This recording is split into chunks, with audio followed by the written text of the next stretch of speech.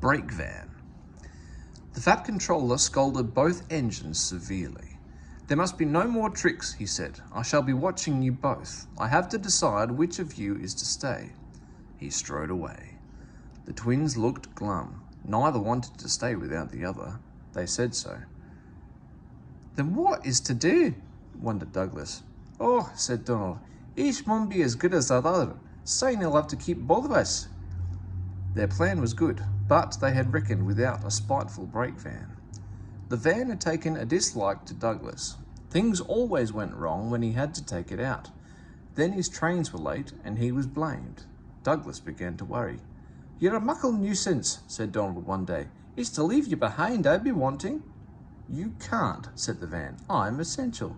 "Oh, are you?" Donald burst out. "You're nothing but a screeching and a noise when it's said and done. Spite Dougie, would you? Take that." "Oh, oh, oh," cried the van. "Hold your wheesht," said Donald severely. "There's more coming since you misbehave." The van behaved better after that.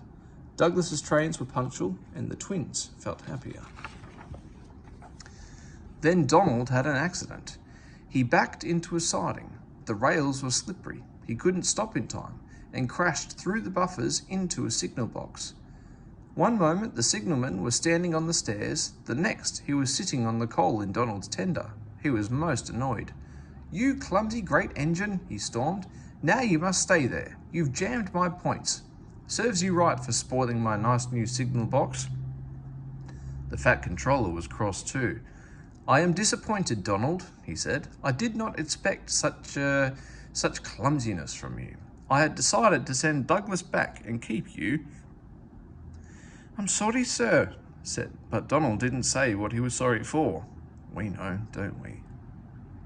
"I should think so too," went on the Fat Controller indignantly. "You have upset my arrangements. It is most inconvenient. Now James will have to help with the goods work while you have your tender mended. James won't like that." The Fat Controller was right. James grumbled dreadfully. "Anyone would think," said Douglas, "that Donald had his accident on purpose. I heard tell," he went on, "about an engine and some tar wagons." Gordon and Henry chuckled. "Shut up," said James. "It's not funny."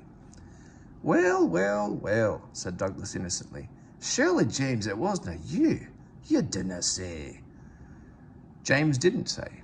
He was sulky next morning and wouldn't steam properly. When at last he did start, he bumped the trucks hard.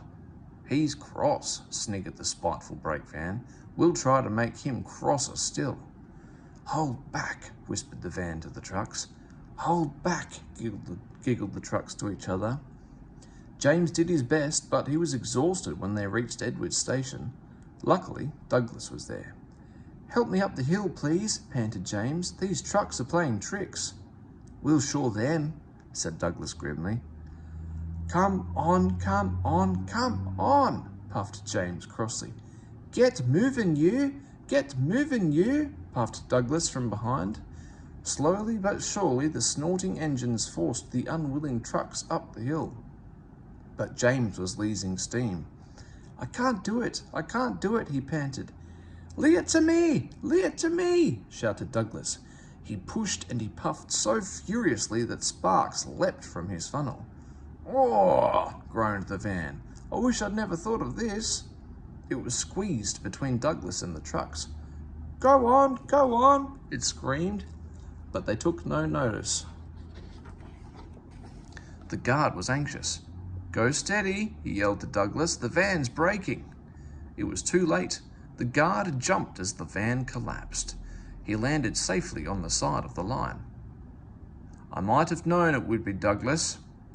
I'm sorry, sir. Maybe I was clumsy, but I would not be beaten by yon tricksy van. I see, said the Fat Controller. Edward brought workmen to clear the mess. Douglas was grand, sir, he said. James had no steam left, but Douglas worked hard enough for 3. I heard him from my yard. 2 would have been enough, said the Fat Controller dryly. I want to be fair, Douglas, he went on. I admire your determination, but I don't know. I really don't know. He turned and walked thoughtfully away.